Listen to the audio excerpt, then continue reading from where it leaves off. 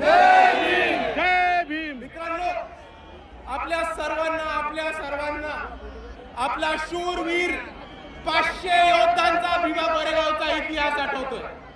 आणि इतक्या वर्षापूर्वी जरी ती लढाई झाली असेल तरी 2025च्या शेवटी 2026 मध्ये जाताना आजही भीमा कोरेगावला लाखोच्या संख्येने भीम अनुयायी येतात. आणि आपण यांनी हेच दाखवून दिले की भीमा कोरेगावच्या दिवशी ज्या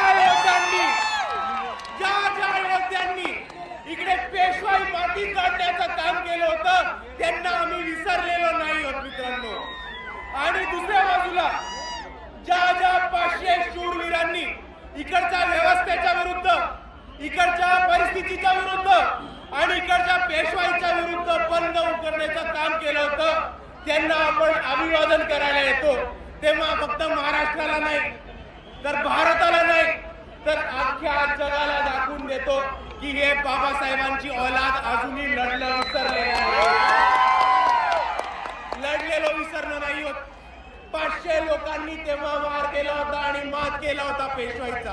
आणि आजही आपल्या सर्वांना दाखवून द्यायचंय की समोर किती मोठी परिस्थिती असेल, किती मोठी ताकद असेल, तरी आज जर इकडे 500 लोक बाबासाहेबांचे अनुयायी जमले तर समोरच्याला कापल्याशिवाय राहणार नाही. ही ताकद आहे. आणि म्हणून मी आपल्या सर्वांना एवढीच विनंती करतो की आज जसं आपण भीमा कोरेगावच्या इथे अभिवादन करायला एवढ्या मोठ्या संख्येने आलो, त्याच पद्धतीने आपल्याला हा शौर्याचा इतिहास आणि आपल्याला आपल्या समाजाचा लढवय्या इतिहास पुढे घेऊन प्रत्येक क्षेत्रामध्ये घेऊन जायचा आहे. आणि भीमा कोरेगावच्या शौर्यांना आपण तेव्हाच अभिवादन करू जेव्हा आपण त्यांच्या पद्धतीने त्यांच्यासारखे छाती टोकपणे लढणं शिकू. एवढं म्हणून मी माझे 2 शब्द थांबवतो. आपल्या सर्वांना